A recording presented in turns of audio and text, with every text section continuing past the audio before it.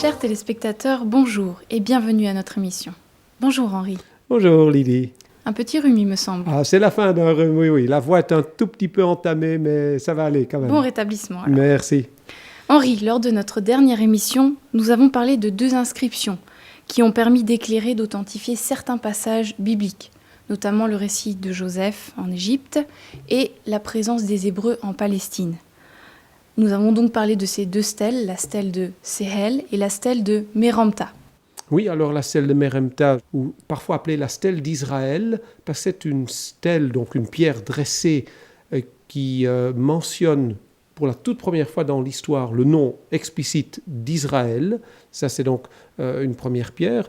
L'autre, la fameuse inscription sur l'île de Sehel près d'Assoan, comme tu viens de le rappeler, rapporte le récit d'une famine en Égypte, après une abondance. Il semble qu'il y a donc une famine qui est restée dans la mémoire des Égyptiens et qui a tellement été marquante et où on pense qu'elle pourrait faire référence à ce récit biblique.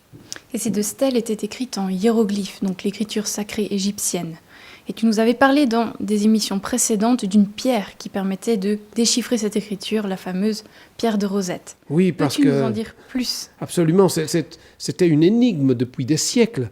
L'écriture égyptienne, en tout cas les hiéroglyphes, depuis le 5e siècle de notre ère, s'était perdu. Et puis, il y a eu une découverte d'une pierre importante, mais je pense que le mieux, c'est de le montrer par des images. Volontiers. Depuis plus de 2 siècles, l'archéologie en Égypte connaît un succès incessant.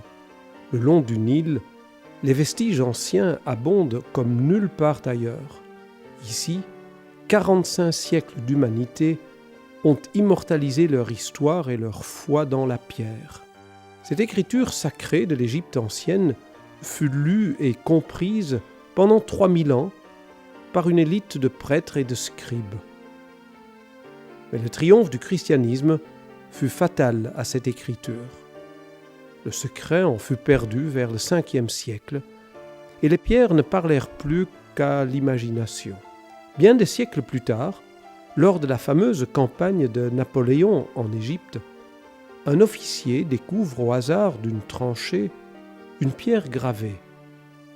L'endroit près d'Alexandrie s'appelait Rosette, d'où plus tard le nom de la pierre de Rosette.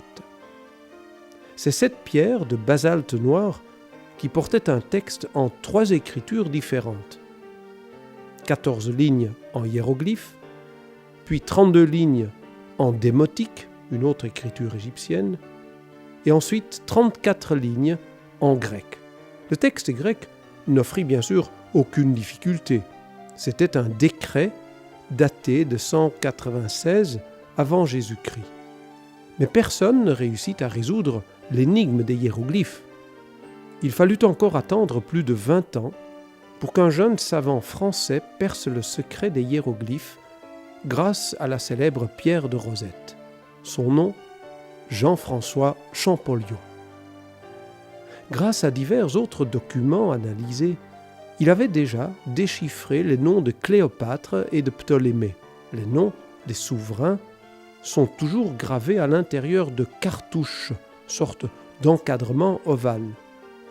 Champollion en avait déduit que chaque hiéroglyphe devait représenter un son. Le 14 septembre 1822, Jean-François Champollion examine un cartouche inconnu. Il contient 4 signes, dont 3 lui sont familiers. Il représente un M et 2 S. Le premier signe est un cercle, sorte de soleil, peut-être l'emblème du dieu Ra. Ra, M-S-S. Ramsès. Ce fut comme un éclair. Dans un autre cartouche, les mêmes 3 lettres M, S et S étaient précédées par une silhouette d'un oiseau sur un perchoir, l'oiseau sacré du dieu Thoth.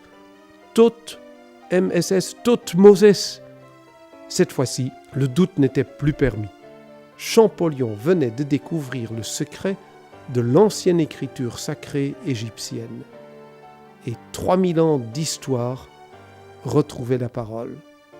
3 jours plus tard, le 17 septembre 1822, Jean-François Champollion annonça officiellement sa découverte à Paris. Henri, dis-moi, ce n'est tout de même pas l'original de la pierre de Rosette que nous avons ici sur le plateau. Non, c'est bel et bien une copie, d'ailleurs beaucoup plus petite. L'original fait 1,15 m de haut, donc 5 fois plus grand que la pièce en plâtre facsimilée que nous avons ici.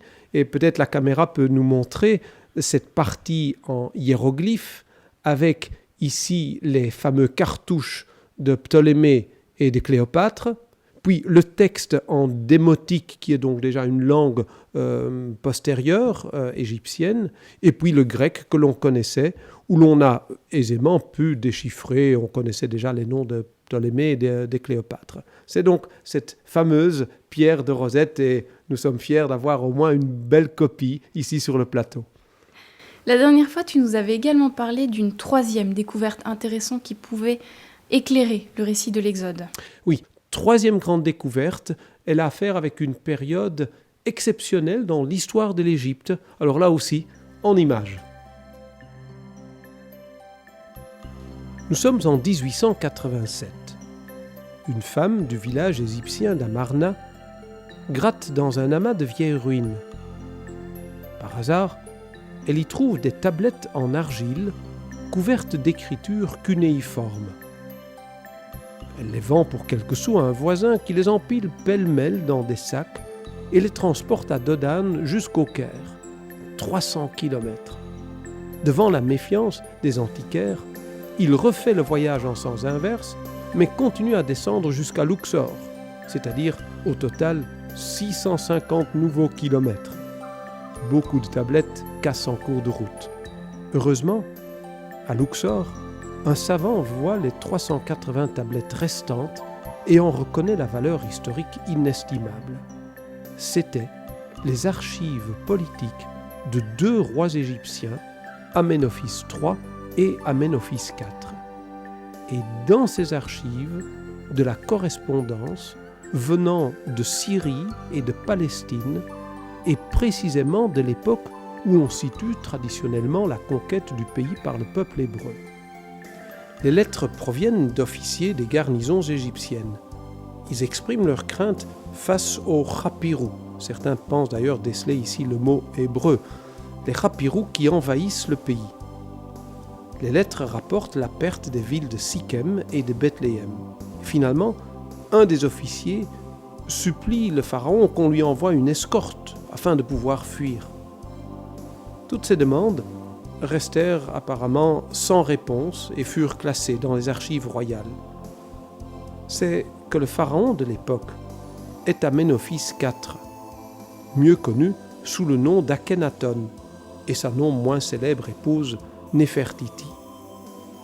On dit parfois d'Akhenaton qu'il fut le pharaon hérétique dans l'histoire égyptienne, car c'est lui qui, pendant son règne, prôna un monothéisme absolu, celui du dieu Aton, le disque solaire.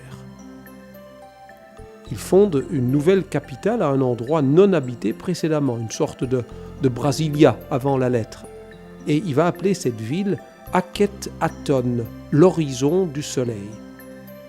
Les stèles frontières du site montrent le fameux disque solaire Aton, dont les rayons se terminent par des mains qui confèrent la vie à la famille royale.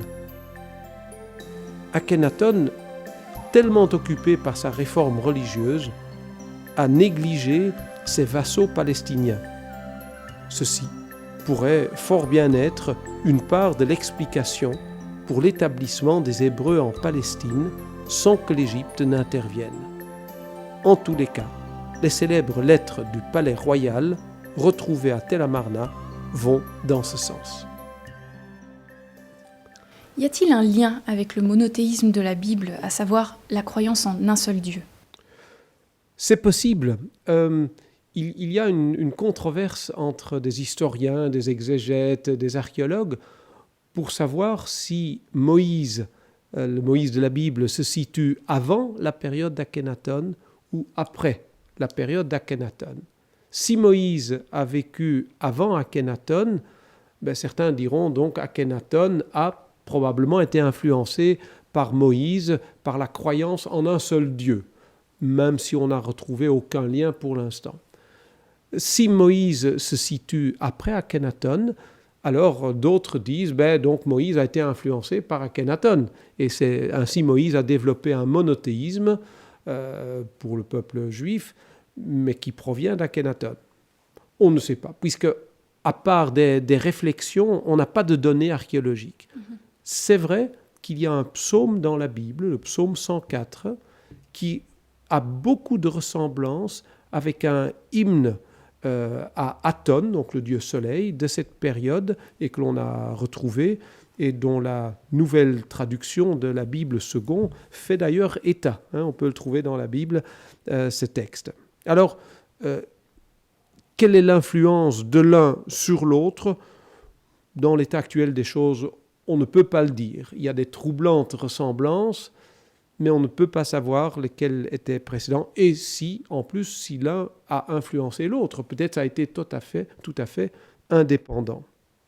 Mais je dirais pour conclure sur cet aspect-là, que dans un tout autre registre, au niveau personnel, chacun est un peu appelé à se défaire de toutes sortes de petites divinités qui envahissent nos existences et qui prennent des formes tout à fait différentes, qui mangent notre temps, notre argent, nos énergies.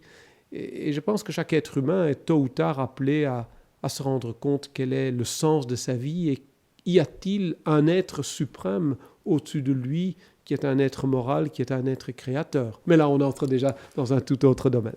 Oui. Pour en revenir à ce que nous disions précédemment, la réforme religieuse d'Akhenaton, qu'est-elle devenue ? Elle s'est arrêtée avec la mort d'Akhenaton. On a retrouvé beaucoup d'éléments archéologiques de cette période, mais on sait que les prêtres de Thèbes ont repris le dessus. Ils ont démoli la capitale nouvelle qu'Akhenaton avait fait construire et ils ont couronné un des jeunes descendants d'Akhenaton qui avait le nom de Toutankhaton et ils l'ont obligé de reprendre la terminaison de son nom comme le dieu Amon et c'est lui qui est devenu Toutankhamon, celui que l'on connaît. Celui que l'on connaît par les richesses de son tombeau inviolé découvert en 1922.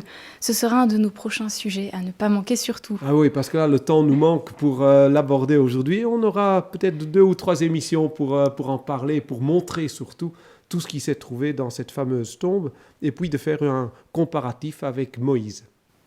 Henri, merci de nous avoir passionnés une fois de plus à travers ces découvertes archéologiques en Égypte et avec ses liens directs ou indirects avec la Bible. Nous nous retrouvons la semaine prochaine, chers téléspectateurs, pour continuer cette aventure en Égypte avec toi, Henri. Merci, à la semaine prochaine. Au revoir, Lydie. Au revoir.